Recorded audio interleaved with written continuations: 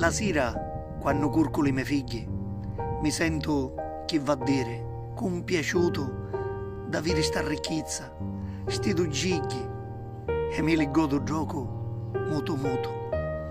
E mentre l'italio ubriato penso, a sti miei figli socco e quanto dogno, lo trovo un equilibrio che ha un senso, poi dico un fine, ma che pace sogno.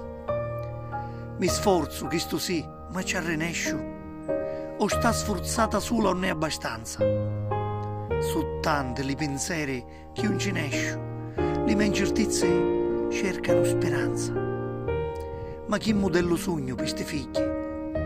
Che società ci mettono tra le mani?